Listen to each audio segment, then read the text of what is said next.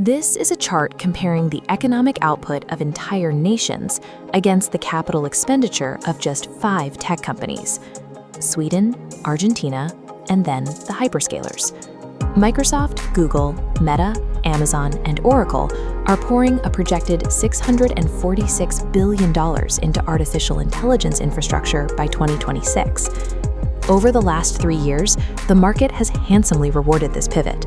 The so-called Magnificent Seven now hold a market capitalization exceeding the stock markets of several developed nations combined. But this is where a massive mathematical tension emerges. Capital expenditure on AI data centers and chips is aggressively front-loaded. You have to build the supercomputer today, but the actual software subscriptions and enterprise contracts paying for it might not arrive for years. If a company pauses spending to wait for those profits, they risk losing the capacity race entirely. So they lock themselves into a strategy of spending heavily right now, with the assumption that monetization will eventually catch up. The discrepancy between immediate, staggering costs and distant, hypothetical payouts has institutional trading desks extremely nervous. They are watching hundreds of billions flow out, waiting to see exactly how and when it comes back. Right now, we know exactly who is absorbing that capital. NVIDIA sits at the center of the hardware ecosystem, capturing the massive downstream demand for the physical processors required to train AI. To keep up, Alphabet has accelerated its own capital expenditure to over $180 billion. Microsoft is doing the same, accelerating its Azure cloud division to a 40% growth rate by rapidly building out server capacity to meet demand. Economists call this dynamic a bottleneck rent. Because there is severe physical scarcity and strict manufacturing limits on advanced chips, the companies that design and build them can charge a massive premium. They are generating undeniable high-margin cash flow right now. So the companies pouring concrete and printing silicon are getting rich. But the broader ecosystem of software startups relying on that expensive infrastructure is sitting on much shakier ground. For the past 2 decades, big tech has enjoyed a comfortable routine. They generate massive profit margins from software and search and use that internal cash to fund their own research and development. The sheer scale of AI infrastructure has broken that routine. To maintain their build-outs, hyperscalers are increasingly tapping into corporate debt markets. In a very short time frame, their debt issuance has doubled to $182 billion. This debt is fueling a complex mechanism known as circular financing. Take Amazon, for example. They recently committed to a $50 billion investment in OpenAI. OpenAI then takes that exact investment capital and uses it to buy compute power directly back from Amazon Web Services.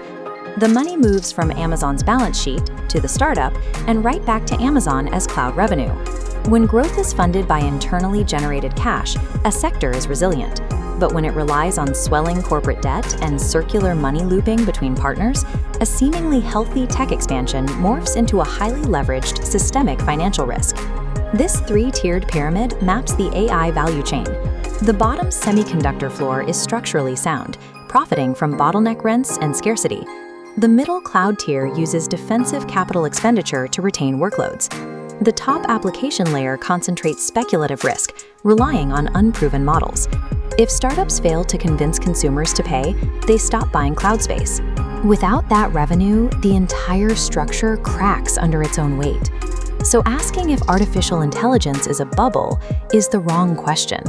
The right question entirely depends on which floor of the stack your money is parked on. History offers a sobering template for this exact dynamic. During the 1860s railroad expansion and the 1999 dot-com build-out, massive capital expenditure created technology that we still use today. Yet in both cases, early investors were largely wiped out during the installation phase. To figure out if the current cycle ends the same way, analysts are tracking ROIC, or Return on Invested Capital. It measures how efficiently a company turns the cash it spends into actual profit. This metric alone will decide if the AI build-out survives or crashes. In the bull case scenario, this technology diffuses perfectly into the broader economy.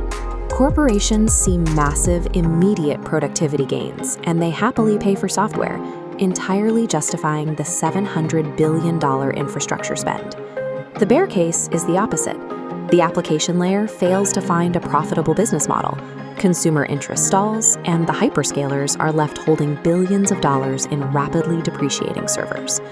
But the base case, the most statistically likely outcome, is a localized burst.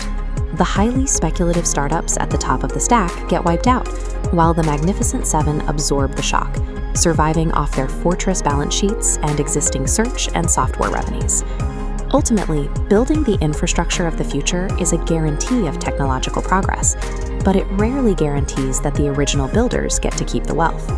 The physical data centers will remain, but the real question is whose names will be on the deeds when the dust settles.